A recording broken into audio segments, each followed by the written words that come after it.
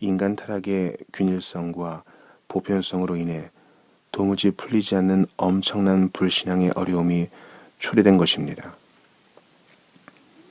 회심하여 성령의 주권 아래에 있는 사람도 여전히 그 속에 완고함이 있는 것을 보면 죄의 정도와 능력이 얼마나 대단한지 알 수 있습니다.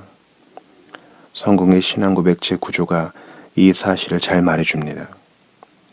오염된 본성은 사라지지 않습니다. 심지어 중생한 자에게도 여전히 남아 있습니다. 인간 타락의 뿌리는 너무도 깊이 드리워져 있어서 우리가 거듭나서 새롭게 되고 깨끗하게 되고 성화되고 의롭게 되어 그리스도의 산 지체가 된 이후에도 집안의 벽 곳곳에 남아있는 나병처럼 우리 마음 저 밑바닥에 여전히 살아 있습니다. 이 육신 장막이 무너질 때까지는 결코 그것을 완전히 없앨 수 없습니다. 물론 죄는 더 이상 신자의 마음을 지배하지 못합니다. 새로운 은혜의 원리에서 비롯된 넘치는 능력이 죄를 억제하고 다스리고 십자가에 못 박아 죽입니다. 신자의 삶은 실패의 삶이 아니라 승리의 삶입니다. 하지만 신자의 마음에서 끊임없이 계속되는 몸부림, 매일의 사투, 속사람을 지키기 위한 빈틈없는 경계, 영과 육의 싸움, 자신만이 아는 내면의 탄식 같은 모든 것들이 바로 죄가 얼마나 거대한 능력과 끈질긴 생명력을 가졌는지를 보여줍니다. 십자가에 못 박혔지만 여전히 살아서 역사하는 저 원수는 과연 힘이 세고 강한 놈입니다. 이 사실을 깨닫는 사람은 복이 있습니다. 이런 사람은 그리스도 예수 안에서 기뻐하지만 육체를 신뢰하지는 않습니다. 우리에게 승리를 주신 하나님 감사합니다 라고 말하면서도 시험에 빠지지 않도록 깨어 기도하기를 결코 잊지 않습니다. 죄책과 죄의 악독함과 무례함이 하나님의 목전에 어떻게 드러나는지에 대해서는 별로 드릴 말씀이 없습니다. 이렇게 말하는 데는 다 이유가 있습니다. 본질상 유한한 인간은 자신이 맞닥뜨려야 할 거룩하고 완전하신 분의 목전에서 죄의 악독함이 어떻게 드러나는지 실감할 길이 없기 때문입니다. 하나님은 그의 천사라도 미련하다고 하시며 하늘이라도 그가 보기에 부정하며 행실뿐 아니라 중심의 생각과 동기를 감찰하시고 중심이 진실함을 원하시는 분입니다. 반면에 죄 가운데 태어나 끊임없는 불안전과 나약함과 우둔함으로 죄인들과 더불어 살다가 이내 사라질 피조물인 우리가 죄악의 무시무시함에 대해 이해해 본들 그것은 너무나 불안전할 뿐입니다. 우리는 죄를 헤아릴 수도 측량할 수도 없습니다. 눈먼 사람이 티치아노나 라파엘로의 걸작품과 마을 게시판에 있는 영국 여왕의 얼굴을 분간할 리 만무합니다. 청각장애인은 장난감 호루라기 소리와 대성당의 오르간 소리를 구분할 수 없습니다. 역겨운 냄새를 풍기는 짐승은 그 냄새가 사람에게 얼마나 역겨운지 도무지 알지 못합니다. 짐승들끼리도 서로 알지 못합니다. 현미경으로 보든지 망원경으로 보든지 하나님이 지으신 피조물은 완전합니다. 목성과 같은 행성과 그 위성을 한치의 오차도 없이 해를 중심으로 운행하게 하시는 솜씨하며 지면을 기어다니는 가장 작은 곤충을 지으신 솜씨 또한 모두 완전합니다.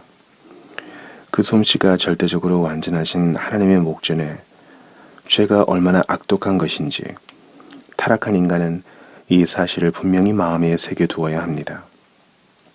죄는 하나님께서 미워하는 가증한 일이며 하나님은 눈이 정결하심으로 악을 참아 보지 못하시며 폐역을 참아 보지 못하시어 하나님의 율법을 거스르는 가장 경미한 행위로도 모두 범한 자가 되고 범죄하는 그 영혼은 죽으리라 하시며 하나님은 사람의 은밀한 것을 심판하시고 지옥에서도 구더기도 죽지 않고 불도 꺼지지 않으며 악인들이 수월로 돌아가 영벌에 처해질 것이며 무엇이든지 속된 것은 결단코 천국에 들어가지 못할 것입니다. 긍휼에 풍성하신 하나님께서 이런 말씀을 기록하신 것을 볼 때 참으로 두렵지 않을 수 없습니다. 우리 주 예수 그리스도의 고난과 십자가, 그리고 그분의 대속과 속죄에 대한 성경의 모든 가르침이야말로 인간의 죄악됨에 대한 결정적이고도 분명한 증거입니다. 하나님의 아들의 보혈로만 온전히 값을 치를 수 있는 것을 보면 인간의 죄책은 끔찍하리만큼 사악한 것임에 틀림없습니다. 우리 죄로 말미암아 예수께서 겟세마네에서 고통 가운데 신음하시고 피를 땀같이 흘리셨으며 골고다에서 나의 하나님, 나의 하나님, 어찌하여 나를 버리셨나이까 하고 부르짖으셨다면 우리 죄의 무게는 도대체 얼마나 된다는 것입니까? 부활의 날에 깨어난 우리 앞에 드러날 죄의 모습과 그날에 회고할 우리의 허물과 부족한 만큼 우리를 더 놀라게 할 것도 없을 것입니다.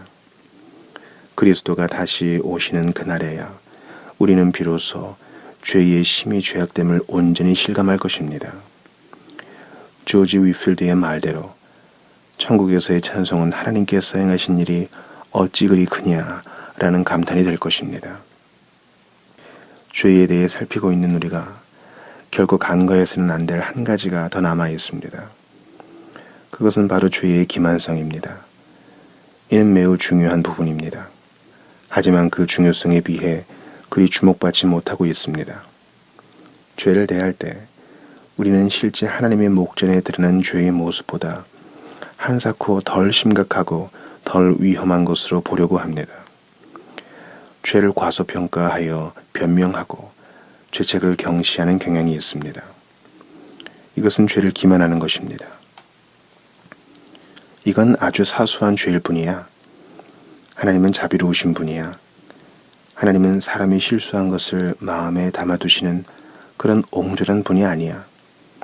우리가 나쁜 의도로 그런 건 아니잖아. 사람이 어떻게 그렇게 정확히 할 수 있어? 그렇게 나쁠 게 또 뭐야? 다른 사람이 하는 대로 했을 뿐이야. 우리가 흔히 듣는 말이 아닙니까? 사람들은 하나님이 영혼을 파괴하는 사악한 것으로 규정하신 것들을 돌려 말하기 위해 부드러운 단어들을 고안해냈습니다. 날랜, 명랑한, 황량한, 불안정한, 부주의한, 느슨함과 같은 말이 내포하는 바가 무엇입니까? 이런 단어를 통해 우리는 죄는 하나님께서 말씀하신 것처럼 죄악된 것이 아니고 실제로 해로운 것도 아니라고 스스로 속고 또 그렇게 믿고 살아갑니다.